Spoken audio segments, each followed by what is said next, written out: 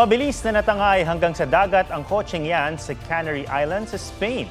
Kita ang malakas sa pagragasa ng tubig galing sa mga binahang kalsada. Maraming sasakyan pa ang nalubog at hinangay ng baha. Bunsod ito ng biglaang bagyo. Ang mga residente puspuso na ring naglilinis ng naiwang putik.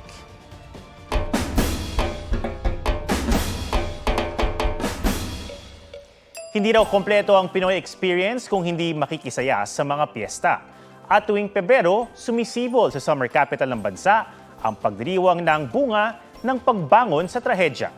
Ang kasaysayan at mga humubog sa istorya ng panagbanga sa Baguio, tunghayan sa ating buwan naman ng kwento ng Pista Pinas.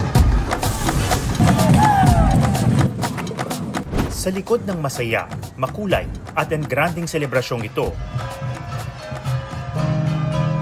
nakatago ang alaala ng lungsod na pinadapa ng trahedya. Nang yanigin ng magnitude 7.8 na lindol ng Luzon noong 1990, lagpas 2,000 ang nasawi at nagiba ang maraming gusali. Isa sa mga naging mukha ng trahedya ang Baguio City. Ngunit mula sa dinanas na kalamidad,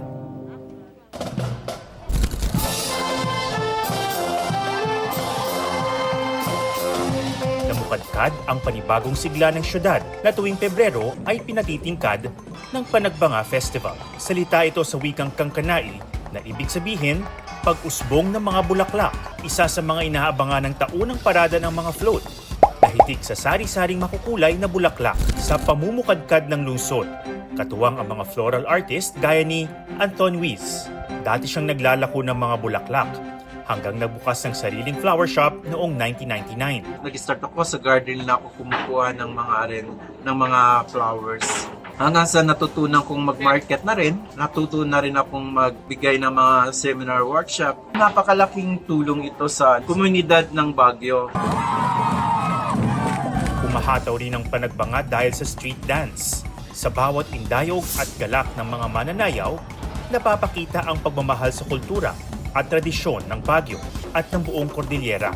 Ang grupo ng Gen Z na si Jensen, kampiyon sa street dancing competition ngayong taon. Naniniwala po ako na mahalaga ang papel ko sa pagpalaganap at pagpapanatili ng traditional dances ng Cordillera para mas mapalawak pa yung kaalaman ng mga kabataan pa or mga susunod na henerasyon pa. Ang panagbanga, hindi lang binigyang kulay ang Baguio at binigyang halaga ang kultura ng Cordillera. Ipinaalala rin ito ang kanilang pagbangon, katatagan at pag-asa na uusbong at hindi malalanta sa paglipas ng panahon. Huwag magpahuli sa mga balitang dapat niyong malaman. Mag-subscribe na sa GMA Integrated News sa YouTube.